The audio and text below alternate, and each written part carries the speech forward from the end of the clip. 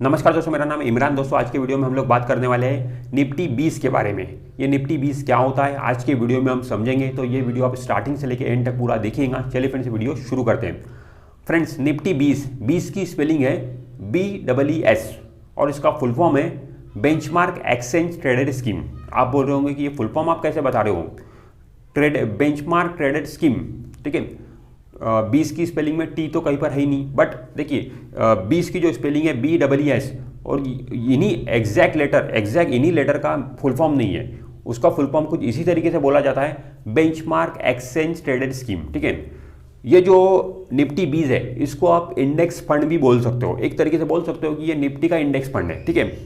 या फिर इसको आप ETF भी बोल सकते हो, एक्सचेंज ट्रेडेड फंड, क्योंकि ये एक्सचेंज पर ट्रेड होता है, ठीक है। आप सेकेंडरी मार्केट में इसमें ट्रेडिंग होती है।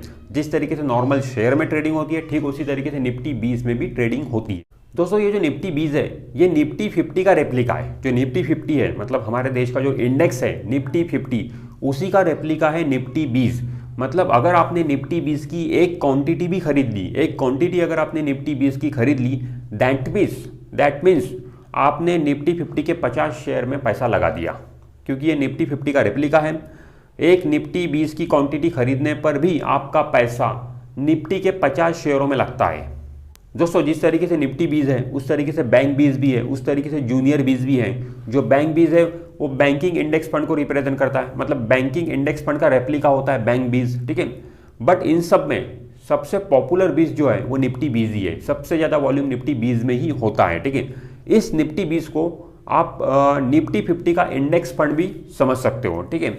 मतलब आप म्यूचुअल फंड जो होता है निफ्टी 50 का इंडेक्स फंड, उसको आप इस तरीके से भी ट्रीट कर सकते हो कि ये निफ्टी 50 का इंडेक्स फंड है, ठीक है। बट ये इंडेक्स फंड से थोड़ा अलग है। इंडेक्स फंड जो होता है वो म्यूचुअल फंड की कैटेगरी में आता है। ये जो निफ्टी 20 है ये नॉर्मल ट्रेड हो रहा है, सेकेंडरी मार्केट में ट्रेड हो रहा है। आप खुद इसे खरीद सकते हो, अपने डिमैट अकाउंट में होल्ड करके रख सकते हो, जब चाहो बेच सकते हो। तो निफ्टी 20 को आप म्यूचुअल फंड भी समझ सकते हो, मतलब एक ऐसा म्यूचुअल फंड जिसमें निफ्टी की पूरी 50 कंपनियां शामिल हैं, ठीक है। जो पोर्टफोलियो कभी चेंज होता ही नहीं, निफ्टी की पूरी 50 कंपनियां उस निफ्टी 20 में शामिल हैं। उस तरीके से आप इसको समझ सकते हो और सेकेंडरी मार्केट से आराम से खरीद बेच सकते हो, जिस तरीके से आप बाकी शेयरों में ट्रेडिंग करते हो। इंट्राडे भी आप कर सकते हो, निफ्टी 20 में इंट्राडे भी आप कर सकते हो, ठीक है। तुरंत लिया तुरंत बेचा, सारे काम आप कर सकते हो जो आप शेयर के साथ में करते हो। और दोस्तों ये जो निफ्टी 20 है इसकी वैल्यू क्या रहती है हमेशा, ये रेप्लिका है निफ्टी 50 का, तो इसकी वैल्यू क्या रहती है, तो इसकी वैल्यू जो रहेंगी 100 रहेंगी। मतलब ऐसा समझ लो कि अभी मान लो निफ्टी 50 जो है इंडेक्स वो 18,000 चल रहा है, ठीक है। तो आपका जो निफ्टी 20 है वो 180 पॉइंट चलेगा, ठीक है।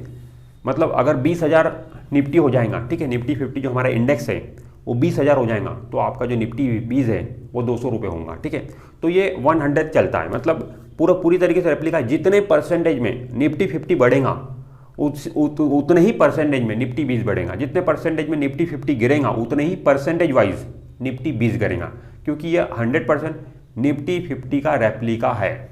दोस्तों इसमें कोई भी फंड मैनेजर नहीं होता है जो निफ्टी 20 को मैनेज करता है, क्योंकि इसको मैनेज करने की जरूरत ही नहीं है।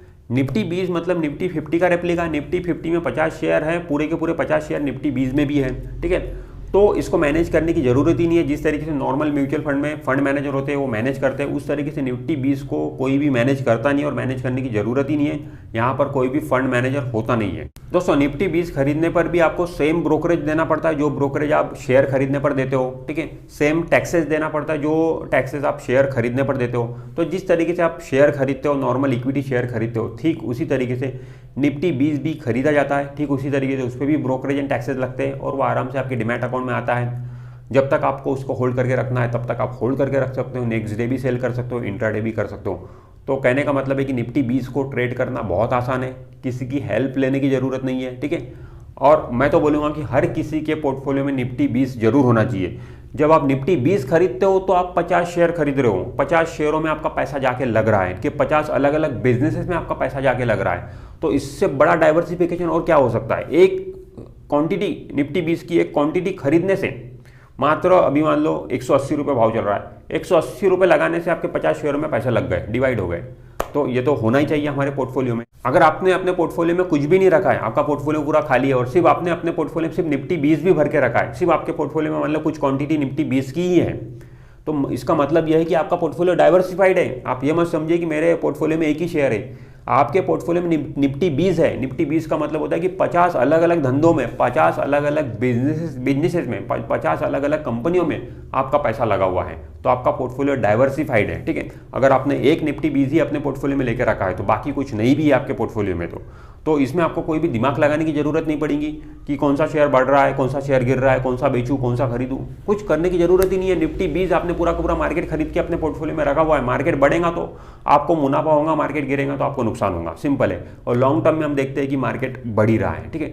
निफ्टी 50 जो 1000 से शुरू हुआ था आज 18,000 पे है, ठीक है दोस्तों। निफ्टी 50 का इंडेक्स फंड भी होता है। वो जो इंडेक्स फंड है वो म्यूचुअल फंड की कैटेगरी में आता है। तो मैं आपको रिकमेंड करूंगा कि निफ्टी 50 का जो इंडेक्स फंड है वो लेने से बेहतर है कि आप निफ्टी 20 ले लो।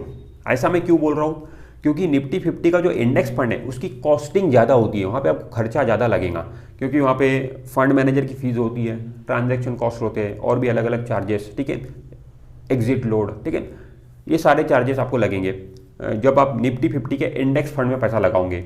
और आप अगर निफ्टी 20 खरीदते हो तो यहाँ पे आपको मात्र ब्रोकरेज देना है और टैक्स देना है, ठीक है। तो यहाँ पे आपकी कॉस्टिंग कम है, यहाँ पे आपका खर्चा कम है, ठीक है। और देखा जाए तो दोनों का नेचर एक जैसा ही है, लगभग हम बोल सकते हैं। ये तो पूरी तरीके से रेप्लिका है निफ्टी 50 का जो निफ्टी 20 है, ठीक है। और निफ्टी 50 का जो इंडेक्स फंड है, ठीक है, वो म्यूचुअल फंड की कैटेगरी में आ रहा है, ठीक है। तो बेहतर यही कि हम निफ्टी 20 खरीद लें, पूरा कंट्रोल अपने हाथ में रखें, ठीक है। तो इस तरीके से आप निफ्टी 20 लेके अपने डीमैट अकाउंट में रख सकते हो। तो दोस्तों आज के वीडियो में हमने निफ्टी 20 समझा, क्या होता है निफ्टी 20, ठीक है, किस तरीके से इसका किस तरीके से रेप्लिका है ये निफ्टी 50 का, और ये हमारे पोर्टफोलियो में जरूर होना चाहिए। तो फ्रेंड्स इस वीडियो में इतना ही। अगर ये वीडियो आपको अच्छा लगा है तो वीडियो को लाइक जरूर कर दीजिए, और आपने अभी तक हमारे चैनल को सब्सक्राइब नहीं किया है तो चैनल को सब्सक्राइब करके बेल आइकॉन जरूर प्रेस कर दीजिए। मैं मिलता हूँ आपसे नेक्स्ट वीडियो में, तब तक के लिए बाय बाय।